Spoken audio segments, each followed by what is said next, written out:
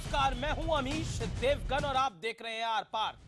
आज की डिबेट शुरू करें इससे पहले आपको यह बताना बेहद जरूरी बन जाता है कि आखिर all India Muslim personal board है क्या। यह बोर्ड दरअसल एक रजिस्टर्ड सोसाइटी है जिसका काम भारत में मुस्लिम पर्सनल लॉ की हिफाजत करना और मुसलमानों को जागरूक बनाना है। लेकिन यह बोर्ड करता क्या है वो सुनिए।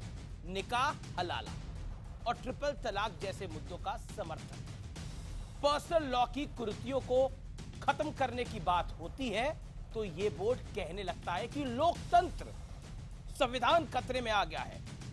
तो सवाल यह है कि योगी सरकार के मंत्री जो खुद मुसलमान है, मोहसिन रजा ने जो मांग उठाई है क्या वो बड़ी है और जायज है और बड़ी बहस का मुद्दा है। क्या मुस्लिम पर्सनल बोर्ड को बैन कर देना चाहिए, खत्म कर देना चाहिए? और क्या वाकई मुस्लिम पर्सनल लॉ बोर्ड बन गया है मौलवी पर्सनल लॉ बोर्ड? आज इसी मुद्दे पर होगा आर पार, जो कि बेहद जोरदार और बेहद धमाकेदार एडिशन होने वाला है।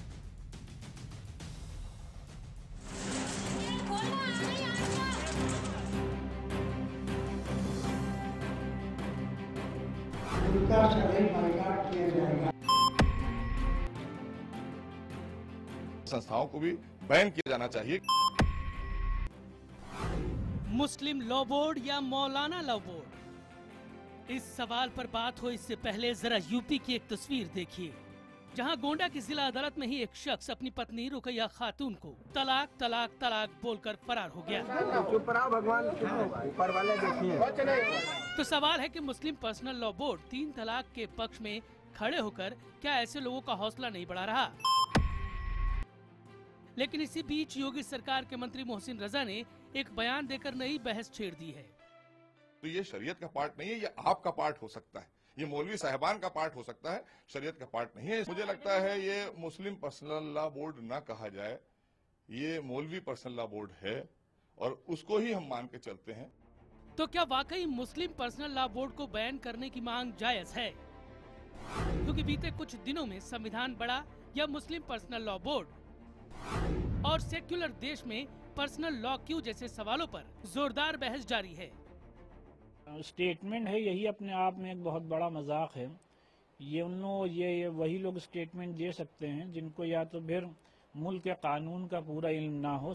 उधर शिया पर्सनल लॉ बोर्ड का साफ तौर पर कहना है कि अगर मुस्लिम पर्सनल लॉ बोर्ड सही तरीके से काम करता तो तलाक पर ऐसे हालात नहीं बने होते।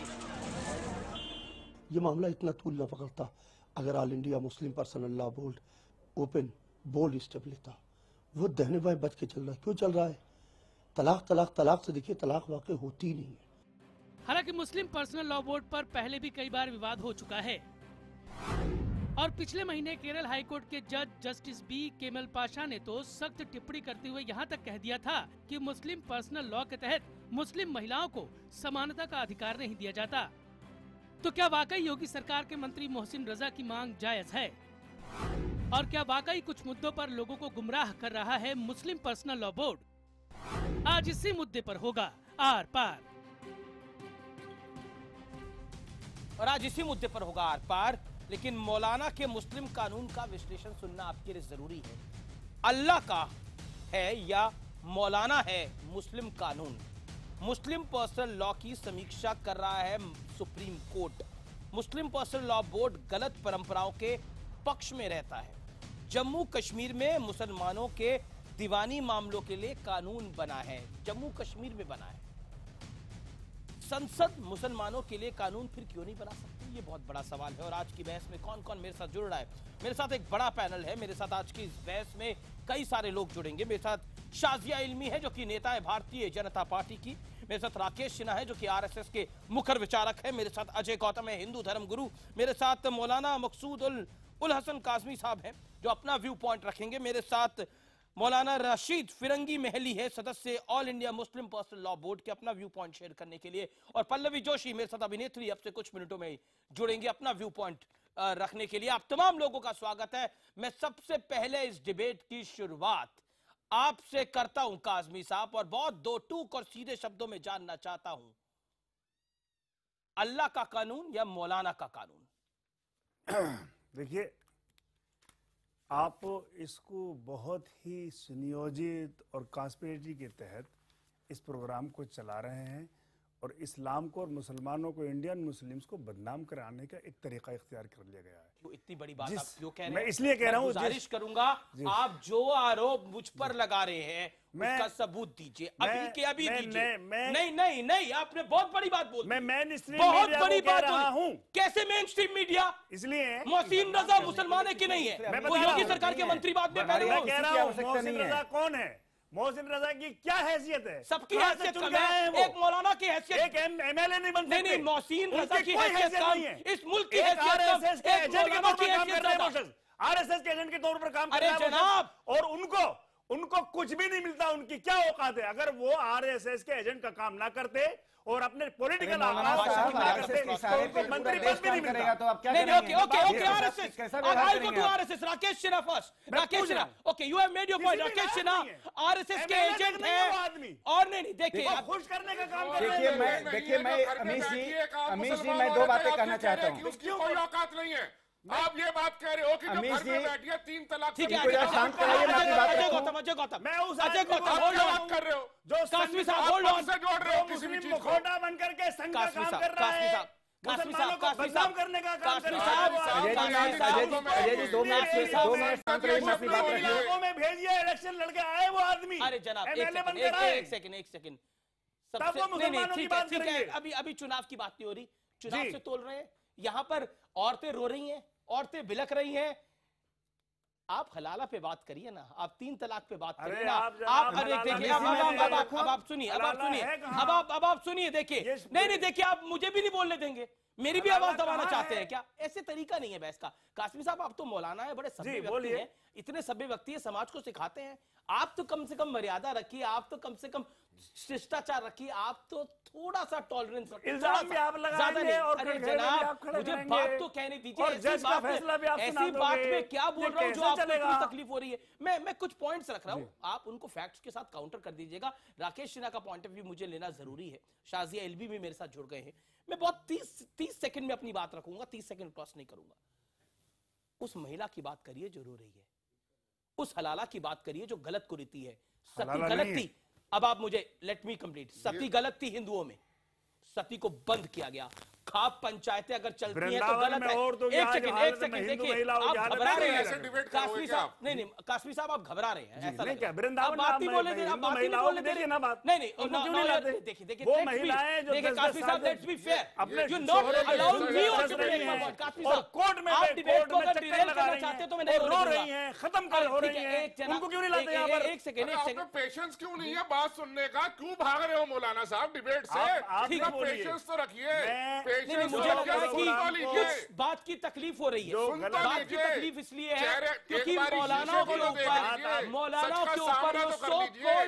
के ऊपर बहुत बड़ा अटैक है। ये मैं 10,000 हिंदू औरतों को पेश कर दूं समाज में जो गलत प्रथाएं हैं, चाहे वो सती हो, चाहे वो दहेज हो, चाहे वो खाप पंचायतें हो, चाहे वो 3 तलाक हो, चाहे वो हलाला हो, और क्या उन तमाम चीजों को बंद नहीं होना चाहिए? राकेश सिन्हा आरएसएस का एजेंट, आरएसएस का एजेंडा क्यों? ये इसलिए क्योंकि आप हर चीज को धार्मिक रंग दे देते हैं, हिंदू मुसलमान बनाने की कोशिश करते हैं। गलती कुछ आपकी भी है। राकेश सिन्हा 30 सेकंड में जवाब।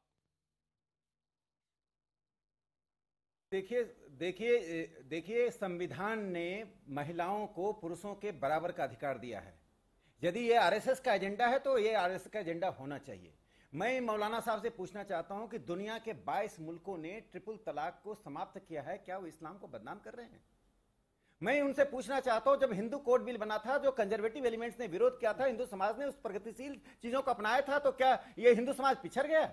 मौलाना साहब, आप महिलाओं को सब्जुगेट करके पिंजरे के अंदर बंद रखना चाहते हैं। जब चाहें उनको उपयोग करें, जब चाहें उनको दूध में मक्खी की तरह उठाकर फेंक दें। यह आधुनिक समाज का नहीं है। यह किसी भी कोई भी धर्म महिलाओं का दुरुपयोग, महिलाओं को जानवरों की से भी बदतर स्थिति में आप उपयोग कर रहे हैं।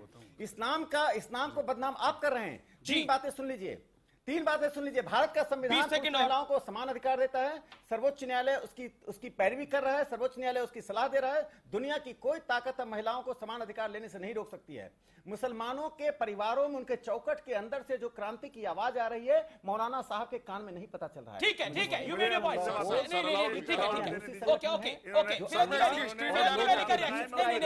फिरंगी मैली भी है मुस्लिम पर्सन लॉ दलाली करने वाली राकेश जी आपने अपनी बात कही, फिरंगी मैली भी मेरे साथ जुड़ गए हैं। अमीश जी, मुस्लिम पर्सनल लॉ बोर्ड को कोई लेजिटिमेसी नहीं है। ठीक है, आप हिंदू औरतों में भी उन औरतों को जला दिया जाता है जिनको मार दिया जाता है। गलत है, उनकी बात हिंदू औरतों को जलाया जाता है, गलत है। कोई मौलाना है, बेहद गलत है, बेहद गलत है।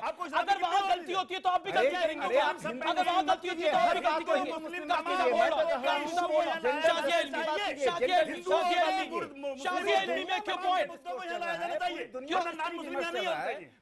का इस्लामिक मामलों में आप इस्लामिक मामले के देश से बड़े हैं, देश बड़ा, शरीयत बड़ी है, देश बड़े, संविधान बड़ा, मुस्लिम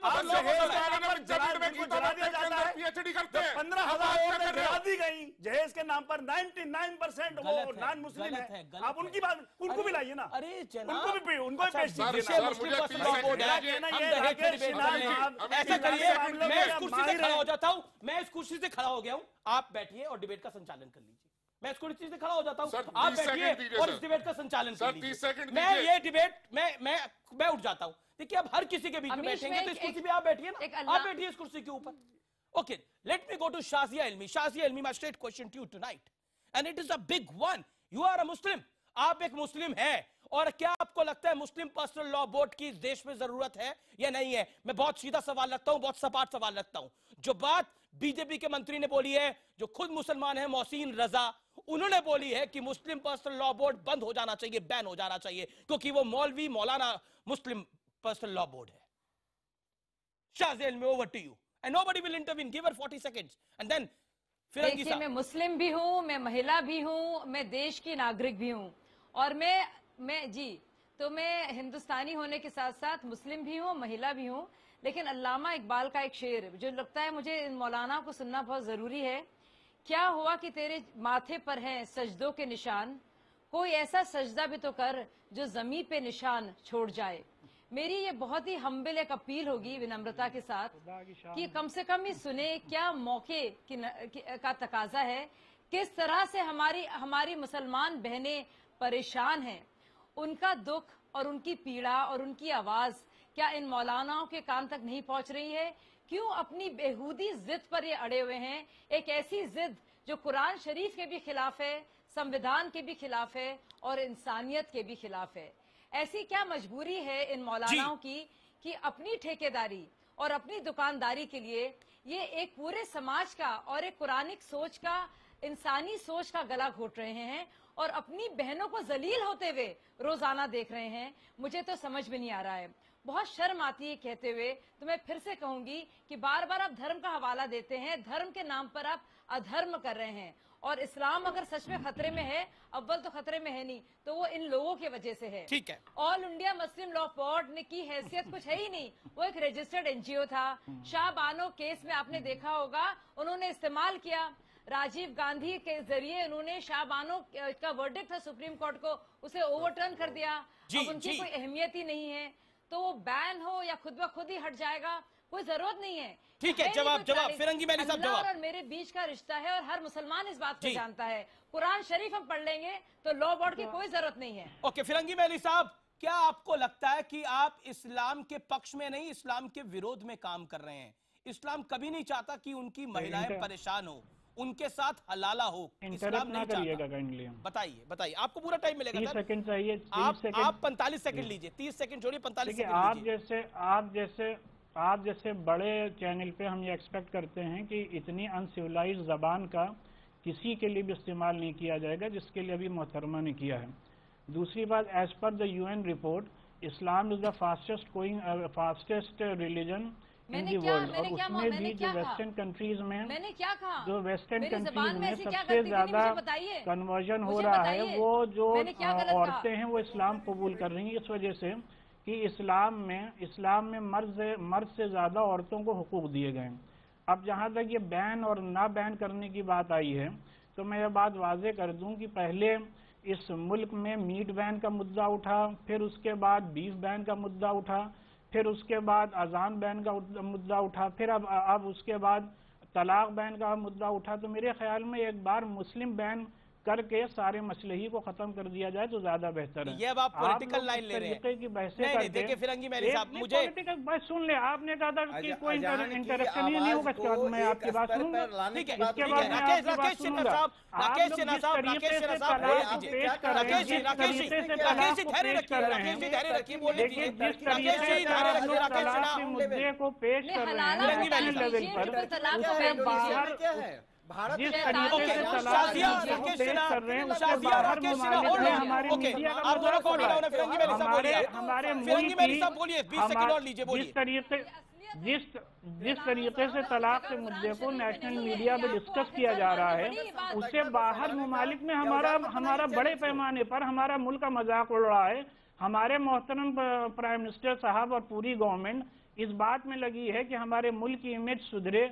हमारे प्राइम मिनिस्टर साहब यूएई तशरीफ ले गए, वो सऊदी अरब तशरीफ ले गए। इन ममालिक से यहाँ पे हिंदुस्तान में ज्यादा से ज्यादा इन्वेस्टमेंट हो। अजान पर बैन, तलाक पर बैन, शरीयत पर बैन, मुस्लिम पर्सनल लॉ बोर्ड पर बैन करके आप क्या साबित करना चाह रहे हैं? जी, अब आप 1.5 मिनट से ऊपर बोले, आपने बोला मैं आप इंटरवीन नहीं करेंगे, मैंने आपको और 30 सेकंड दे दिए, आपने पूरी अपनी बात रख ली।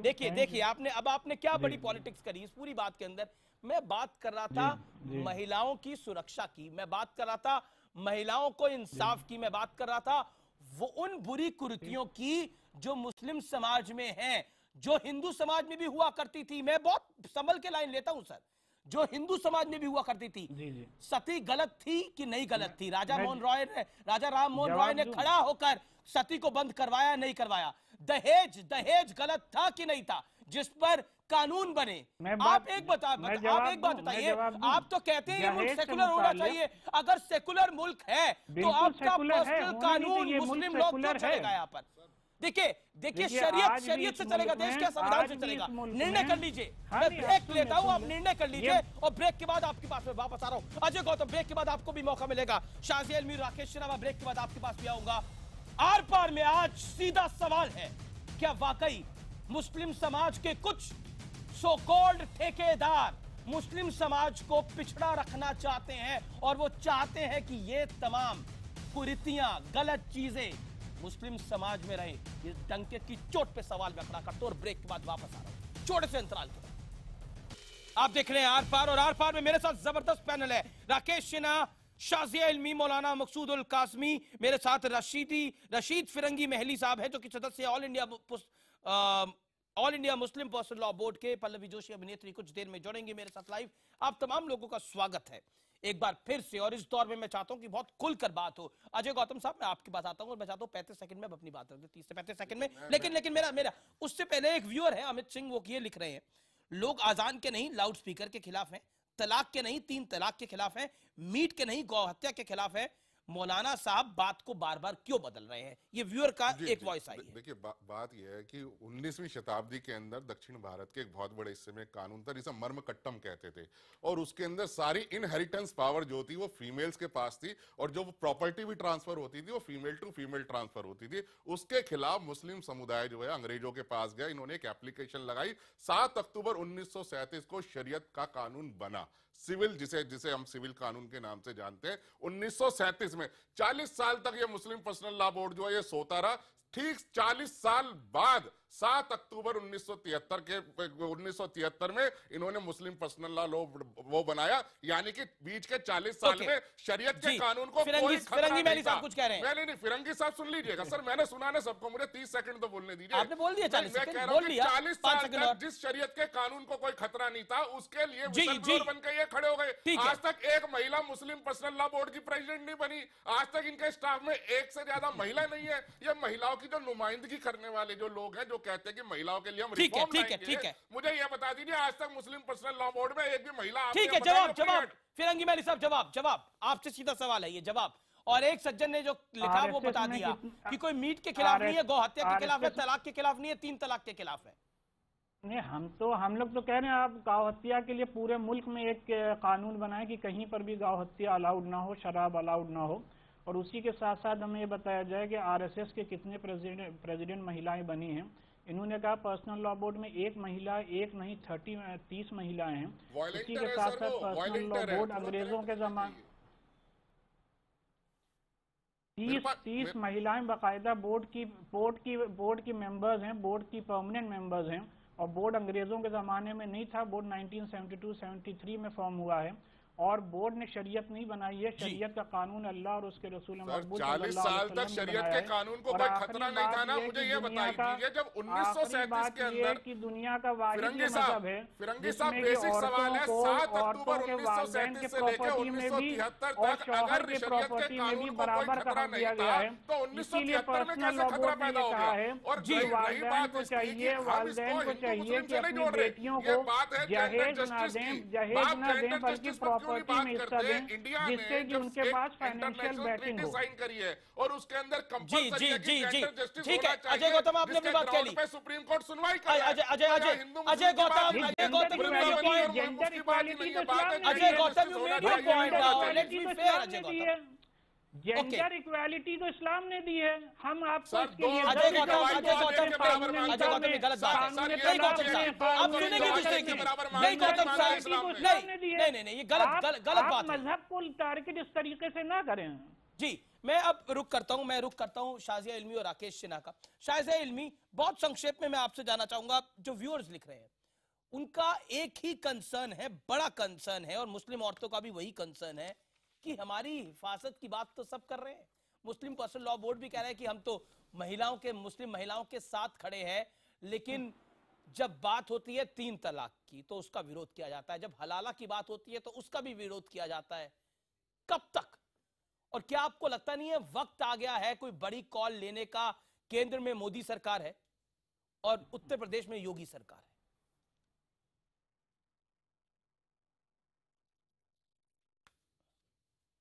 नहीं, मुझे लगता है जो भी सरकार हो इस देश की, चाहे वो मोदी जी की सरकार हो या उससे पहले भी सरकारें रही हैं या आगे की सरकारें होंगी, कम से कम समाज की जो बराबर के नागरिक हैं, जो कि महिलाएं हैं, उनके लिए उन्हें कुछ करना पड़ेगा।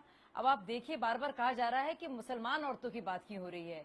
निर्भया आंदोलन में बात हुई, खाप पंचायती की बात हुई, दहेज प्रथा के खिलाफ आवाज उठी, भ्रूण हत्या के खिलाफ आवाज उठी, तब तो उन्होंने सवाल नहीं उठाया। लेकिन जब महिलाओं के अधिकार की बात होती है, खासतौर से हमारी मुस्लिम बहनों की, इनका इस्लाम खतरे में क्यों आता है? और दूसरी बात, और ये एक कारण दिया जा रहा है कि मुसलमानों को ही बैन कर भारत भरी नजर से देखती हूँ, ये कह रहे हैं कि जायज, बोलने दीजिए, एक मिनट बोलने तो दीजिए, बोलने तो दीजिए, भारत भरी नजर से आप बोलने तो दीजिए। आप ये कह रहे हैं वो ट्रिपल तलाक जायज भी है और गुनाह भी है, बोलने तो दीजिए।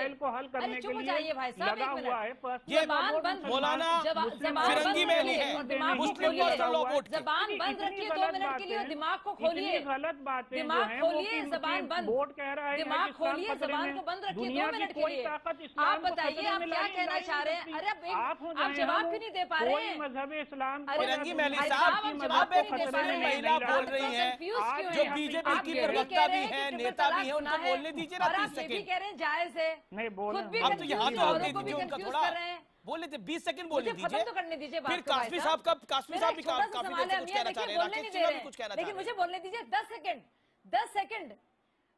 अमिया मैं 10 सेकंड बोलना चाहती, मुझे बात खत्म होने दीजिए। बीच में बोलने लगे थे भाई साहब, बिन बुलाए मेहमान की तरह। इनसे पूछिए, ये ट्रिपल तलाक को कह रहे हैं गुनाह भी है और साथ में कह रहे हैं जायज भी है, तो जो चीज जायज है वो गुनाह कैसे हो सकती, और जो चीज गुनाह है वो जायज कैसे है? इनका हलफनामा तो देखिए, हंसते हंसते बुरा हाल हो जाएगा। तो इन्होंने खुद अपने को हाशिए पे लाया है, और कोई अहमियत नहीं बची है। ठीक है बढ़ चढ़ कर ठीक है कासमी साहब रिप्लाई करना चाहते हैं। कासमी साहब, क्यों इस्लाम को ये कहा जा रहा है? अभी फिरंगी महली साहब ने बोला मुसलमानों को बैन ही कर दे। किसने बोला बैन कर दे? खाप पंचायतें अगर गलत है तो उनको बंद होने की बात होती है। अगर कोई कुरीति है, कोई गलत चीज है, तो उसको क्यों नहीं बंद करा जाए? आप मुझे बताइए। देखिए, हमारा पॉइंट ये क्यों समर्थन में आप, और क्यों ना मुस्लिम पर्सनल लॉ बोर्ड को बैन करा जाए? तो सवाल उठाया जा रहा है। इस्लाम खतरे में नहीं है, लेकिन जब से एनडीए सरकार आई है, मुसलमानों का ट्रोलिंग शुरू हो गया है। अभी ये बड़ी, हाँ जनाब, अभी मुझे बोलने दीजिए जी। अभी ये शाजिया इल्मी जी बात कर रही हैं, खाप पंचायत जिसमें जुल्म किया जाता है लड़कियों के साथ, औरतों के साथ, इन्हीं की पार्टी उसको सपोर्ट करती है वोट के लिए। ऑनर किलिंग की पार्टी पंचायत गलत है, वोट के लिए। खाप पंचायत बंद होनी चाहिए। बार बार आपको मैं दिखाता हूं, कई जिलों में दिखाता हूं। आप कंडेम करेंगे शाहजेन मी, let him complete, let him complete. शाहजेन मी, we are not fair enough, we have to be fair enough. और सिर्फ शाहजेन मी, आप जानते नहीं कुछ for the rest of vote your party support khap panchayat आपकी बात में उल जलूल बोलते रहते हैं। क्या भाई कोर्ट है वहाँ पे, आप सजाएं होती है वहाँ पे। कोर्ट का आर्डर होने के बावजूद भी, इलीगल होने के बावजूद भी आपकी पार्टी के लोग उनको सपोर्ट करेंगे। जानते नहीं आप तो 3 तलाक भी तो इलीगल है। इलीगल होने के बावजूद, नाजायज होने के बावजूद भी, उसके खिलाफ कानून होने के बावजूद भी आपकी पार्टी सपोर्ट करेगी। इससे बड़ी विडंबना और क्या हो सकती है? अजय गौतम नॉट फेयर, अजय गौतम, अजय गौतम, शाहजेन मी होल्ड ऑन, राकेश सिन्हा, राकेश सिन्हा, राकेश सिन्हा, कुरान में 3 तलाक का जिक्र है क्या? अरे भाई सिर्फ हदीस के अंदर है क्या? ठीक है, ठीक है, हर रोज माँ के पेट में मार दी जाती है हमारे। आप कह रहे हो कि वो आप एक दूसरे को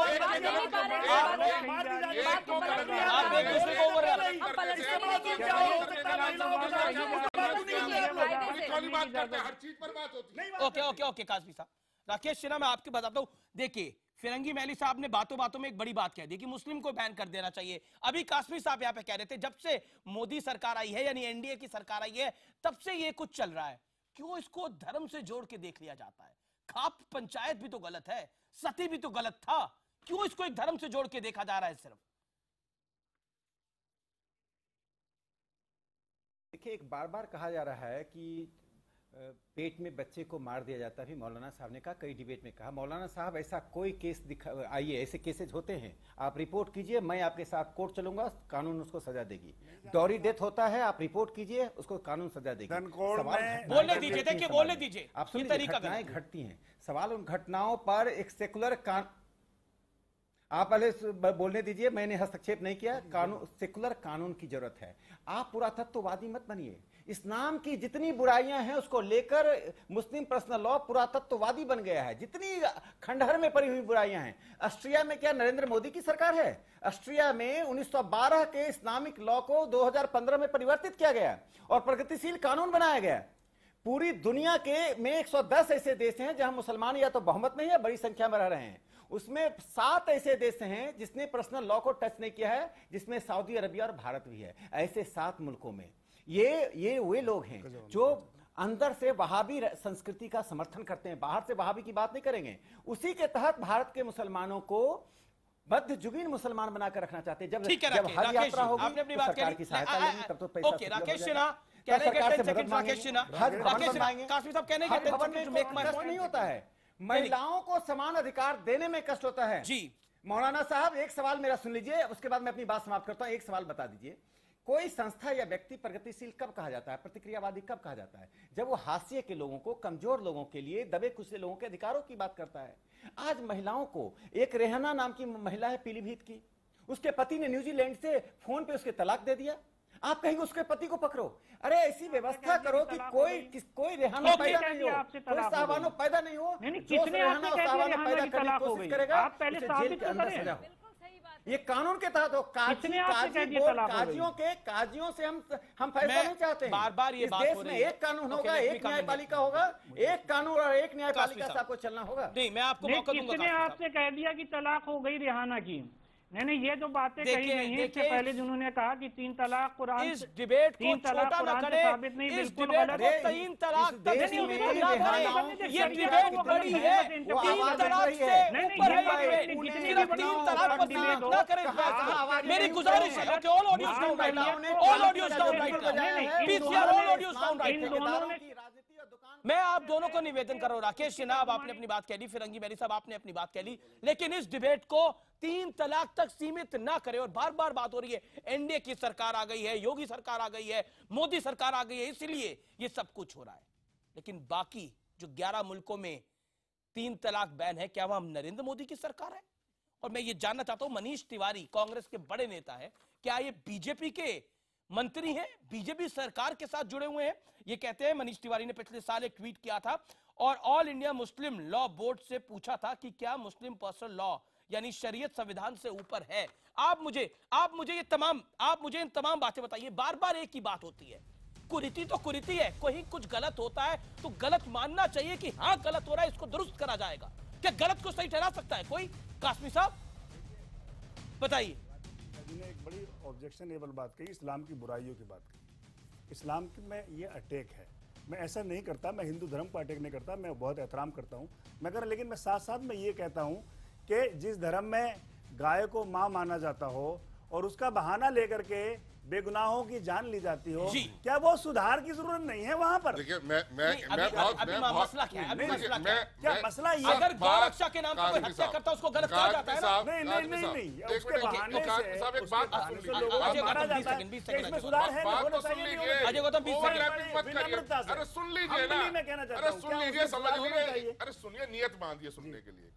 मैं सिर्फ इतना कह रहा हूँ, यहाँ बात हिंदू मुसलमान की नहीं है, बात है जेंडर जस्टिस की। सुप्रीम कोर्ट जेंडर जस्टिस की बात कर रहा है, हम लोग जेंडर जस्टिस की बात कर रहे हैं। या मुस्लिम पर्सनल लॉ बोर्ड हो, चाहे जाकिर हुसैन का बोर्ड हो, वो जाकिर नाइक जैसे उस पे बैन लगा, अगर हिंदुओं का भी तो एक लॉ था, हिंदू तो ये चाहते थे कि ये देश हिंदुओं का, उसमें मुसलमान रहे ना, लेकिन हमने मानी ना संविधान की। अगर हमारा पर्सनल लॉ होता तो इस देश में भी मुसलमान न रहता, लेकिन हमने संविधान की मानी, हमने संविधान। छोटा सा, लेकिन ब्रेक के बाद एक सवाल जो कि फिरंगी मैली के लिए तैयार है, ब्रेक के बाद वो सवाल पूछा जाएगा और व्यूअर्स इस समय ट्विटर पर और फेसबुक पे हजूम से अपना व्यू पॉइंट रख रहे हैं, अपनी राय रख रहे हैं, वो अपनी राय रखते रहें। और जो लोग बुरा कह रहे हैं उनका भी स्वागत है, उनका भी स्वागत है। बोलिए जनाब, खुल के बोलिए। ये आर पार है, या किसी की आवाज नहीं दबाई जा सकती, क्योंकि ये आवाज उस जनता की है जो जनता सबसे ऊपर है, जिसकी बात के आगे अच्छे अच्छे घुटने टेक देते हैं। और वो जनता अब कुछ आवाज उठा रही है। क्रोधा सुन ले, नहीं तो सुनाई दे जाएगा, क्योंकि ये नगाड़ा बहुत जोर का है जनाब। छोटा सा अंतराल आप देख रहे हैं आर पार, और आर पार में आज का दौर बहुत फायरी है, बहुत जोरदार और जबरदस्त है, क्योंकि तथ्य कुछ ऐसे हैं। शाजिया इल्मी, राकेश सिन्हा, मौलाना मकसूदुल हसन काजमी, मौलाना रशीद फिरंगी महली, सदस्य all India personal law board के, और मेरे साथ अजय गौतम है, हिंदू धर्म गुरु, अपना व्यू पॉइंट शेयर करने के लिए, और फाउंडर हम हिंदू के। मैं सीधा रुख करता हूं कासमी साहब आपका, और बार बार आपने एक बात बोली कि जब से एनडीए सरकार आई है, फिरंगी महली साहब ने भी बोला कि मुस्लिम बैन कर दीजिए, लेकिन केरल हाई कोर्ट के जज क्या कहते हैं? मुस्लिम पर्सनल, और मार्च 2017 में कहते हैं मुस्लिम पर्सनल लॉ बोर्ड के तहत मुस्लिम महिलाओं को, बिल्कुल सुनिएगा ध्यान से, मुस्लिम महिलाओं को समानता का अधिकार नहीं दिया जाता। जवाब देखिए, मुस्लिम देश तो सेकुलर है ना? जी जी बिल्कुल सेकुलर, और हम ये भी we are proud that our country is secular, though some forces are trying to take it out. हाँ, कुछ ताकतें हैं जो इसको सेकुलर नहीं रहना देना चाहती, हिंदू राष्ट्र में तब्दील करना चाहती है। ये हमारे लिए फिक्रमंदी का बात है। फिक्र नहीं, फक्र की बात है। अगर हिंदू राष्ट्र हमारे लिए फक्र इस बात पर देश सेकुलर है, और हमें देखिए, बोलने दीजिए मुझे, हमें अफसोस इस बात का है जिन लोगों ने देश की आजादी में हिस्सा नहीं लिया, अंग्रेजों के लिए हमारे देश की जासूसी की, आज वो देश में हमें मुल्क परस्ती का सबक दे रहे हैं। मुल्क बन रहा है, मुल्क हिंदू का भाई। जिन लोगों ने देश की आजादी में हिस्सा नहीं लिया, किन्होंने हिस्सा नहीं लिया? मंगल पांडे कौन था? आजादी की चाचा मंगल पांडे कौन थे जिन्होंने ईस्ट इंडिया कंपनी की नींव मिला दी? का नहीं था वो ईस्ट इंडिया कंपनी को जिसने हिंदुस्तान से उखाड़ दिया, वो मंगल पांडे कौन था? मुझे बताओ। अरे मेरे सवाल का जवाब दीजिए। पाकिस्तान बना लिया, पाकिस्तान चले गए, आप लोग रह गए क्योंकि आपकी ट्रेन छूट गई थी। वो हमें बता रही है देश से मोहब्बत में कह रहा हूँ, हमें तो आपसे सर्टिफिकेट की जरूरत है। हमारे माँ बाप दादाओं ने इस देश के लिए अपनी जानें दी। अच्छा, पाकिस्तान में कौन गए हैं फिर बताइए? कौन गए? या तो आपकी ट्रेन छूट गई थी, या कोई और कारण रहा कि आप पाकिस्तान में गए। बाई चॉइस, बाई चॉइस नहीं है ये, बाई चॉइस नहीं है ये। हमें इस देश से मोहब्बत थी, हम यहाँ रहे। अरे कोई हमें बाई चॉइस, ट्रेन छूट गई थी, तो सच है, उसको स्वीकार करो। हम आपकी तरह और हिंदू राष्ट्र तो ये है, देश आजाद।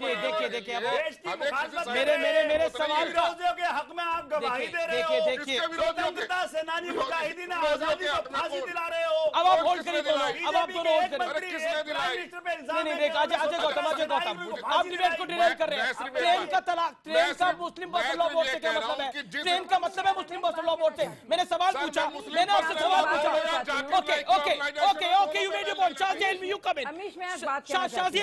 शाजिया इल्मी केरल हाईकोर्ट के जज का बयान, जस्टिस बी केमल पाशा मार्च 2017 में कहते हैं मुस्लिम पर्सनल लॉ के तहत मुस्लिम महिलाओं को समानता का अधिकार नहीं दिया जाता। ये कौन सी मोदी सरकार है? ये कौन सी एनडीए सरकार है? पाशा साहब तो हाई कोर्ट के जज हैं केरल के, वो तक ये बात कह रहे हैं। ये बात क्यों नहीं समझ में आती मुस्लिम पर्सनल लॉ बोर्ड को और इस्लाम के कुछ कथित ठेकेदारों को कि आखिरकार देश भी बदल रहा है और उसके साथ साथ जो गलत चीजें हैं किसी भी धर्म में वो बदलनी होंगी। उसका वजह क्या है? Okay Shazia Ilmi make your point. Amish उसकी वजह ये है, उसकी वजह क्या है? उन्होंने एक तरह की ठेकेदारी की है और मुस्लिम समाज को जा के कहा है कि हमारे साथ जुल्म हो रहा है, हम प्रोसिक्यूटेड हैं, हम परेशान हैं। लेकिन मैं उनको बता दूं, यूनिफॉर्म सिविल कोड का आइडिया ना तो मोदी जी लाए हैं ना योगी जी लाए हैं। आर्टिकल 44 संविधान का डायरेक्टिव प्रिंसिपल्स का हिस्सा है। गौ रक्षा की बात अभी भाई साहब ने उठाई तो हमारे संविधान का हिस्सा है और सालों साल से, और हर एक हिंदू जानता है, मुसलमान जानता है क्या उसके लिए हराम और हलाल है। और हर एक हिंदू जो काव रक्षा की बात करता है, गौ रक्षा की, और माँ मानता है, उसका एहतराम करता है मुसलमान। तो ये जो तो या तो इनको इस बात की नॉलेज नहीं है और अगर देश का मुसलमान पाशा साहब के बयान पे कुछ बोलिए ना। नहीं आप घबरा क्यों रहे हैं? केरल हाई कोर्ट के जज के बात पे जवाब क्यों नहीं दे रहे हैं? महिलाओं के अधिकार में पर्सनल लॉ क्यों माने? संविधान ने ये कहा है गाय के नाम पे मुसलमानों की जान ले लो, मार डालो। कहा गया है मोहतरमा। ओके फिरंगी बैली साहब hold on. Okay another same question to फिरंगी बैली साहब। मैंने ब्रेक से पहले आपको वादा किया था, मैं आपके बारे में जी नहीं आईपीसी क्यों मानते हैं आप? शरीयत के बारे में बहुत ही गलत बातें बताई गई हैं। मजहब इस्लाम वो वाहिद मजहब है जिसने जेंडर इक्वालिटी को इंश्योर किया है। आप अगर कानून निकाह देख लें तो पहले उसमें प्रेफरेंस औरत को दिया गया है कि पहले दुल्हन की इजाजत दी जाएगी, उसके बाद निकाह मुनक्किद होगा। यानी लेडीज फर्स्ट कॉन्सेप्ट मजहब इस्लाम ने इजाद किया। कानून तलाक में भी दो तरीके मर्द और दो तरीके औरतों को दिए गए और उसी के साथ साथ प्रॉपर्टी में भी औरतों को मजहब इस्लाम ने हक दिया है। और जहाँ तक यूनिफॉर्म सिविल कोड का ताल्लुक है तो हम वेलकम करेंगे अगर गवर्नमेंट कोई भी यूनिफॉर्म सिविल कोड का ड्राफ्ट ला करके लोकसभा में पेश करे। ओपन चुनौती, ओपन चैलेंज स्वीकार करते हैं, ओपन चुनौती चैलेंज है। मैं पूछ रहा हूँ, जवाब ले रहा हूँ। बताइए ना क्या कहना चाहते हैं? एक्सपोज हो रहे हैं आप पूरी तरह से एक्सपोज हो रहे हैं। किसी भी मुस्लिम अक्सरियत में आप इस्लामिक लॉ नाफिज करके दिखाइए। आंसर है जो केरल हाई कोर्ट के जज पाशा साहब ने बोला। आंसर है यू डोंट हैव एनी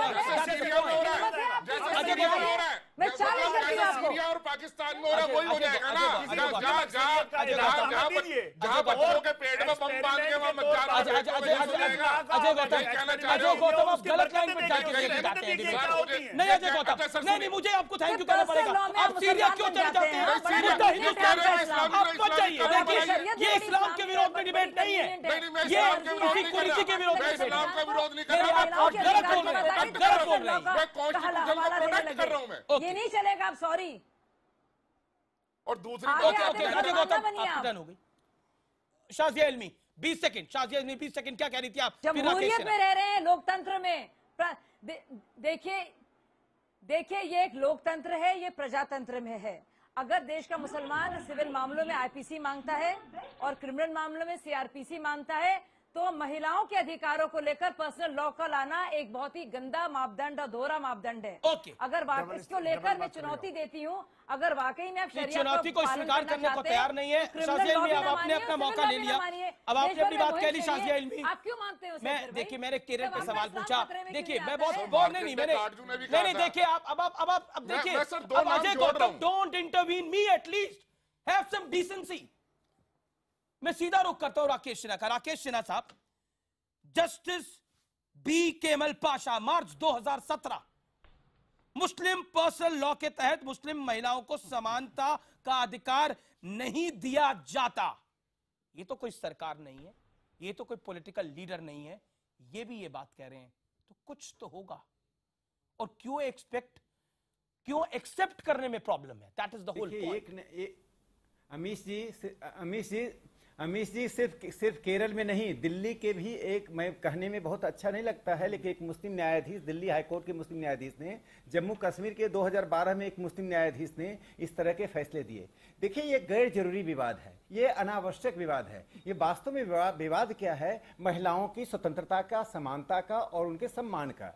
इस विवाद का दुरुपयोग मुस्लिम पर्सनल लॉ बोर्ड देश में हिंदू मुस्लिम ध्रुवीकरण के लिए कर रहा है। मुस्लिम पर्सनल लॉ बोर्ड का एक एफिडेविट में जो बात कही, दुनिया में इसकी लोग हंसी भी नहीं उड़ा सकते हैं। कहते हैं महिलाओं की बुद्धि पुरुषों की तुलना में कम होती है। मैं आरएसएस पे डिबेट जो पुरुष, मैं आरएसएस पे डिबेट फिलहाल नहीं कर रहा हूं।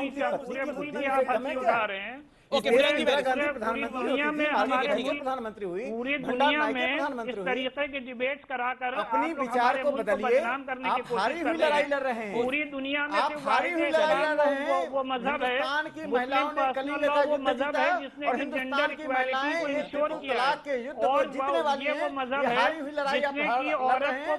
अच्छा होता सम्मान के साथ इस ट्रिपल तलाक में बैन करने के समर्थन में आप खड़े हो जाते हैं।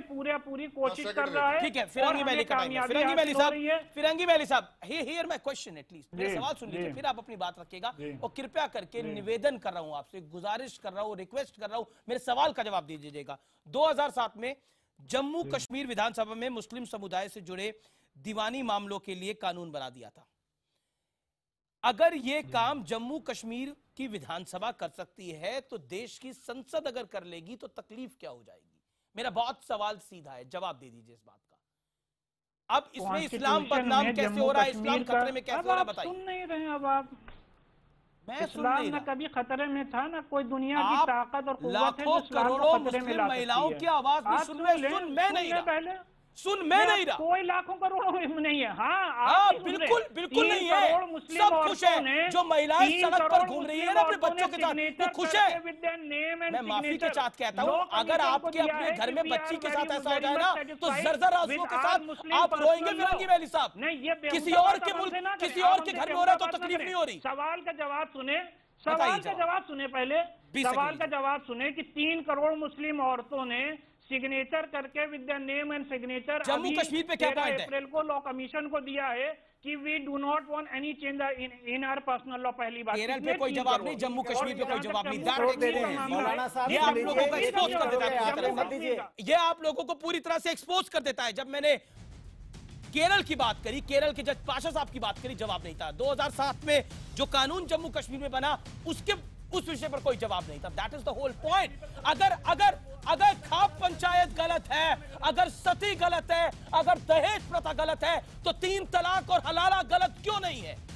सेकुलर मुल्क चाहिए, देश तो सेकुलर चाहिए, लेकिन कानून कम्युनल चाहिए। कब तक ये दोहरे मापदंड होते रहेंगे और इसका खुला समर्थन कुछ लोग, कुछ कथित लोग करते रहेंगे? दैट्स द होल पॉइंट और यही इस डिबेट का निष्कर्ष है। फिलहाल आर पार में इतना ही। आप देखते रहिए न्यूज़ 18 इंडिया। नमस्कार। लेकिन अब सीधा चलते हैं सुमित के पास।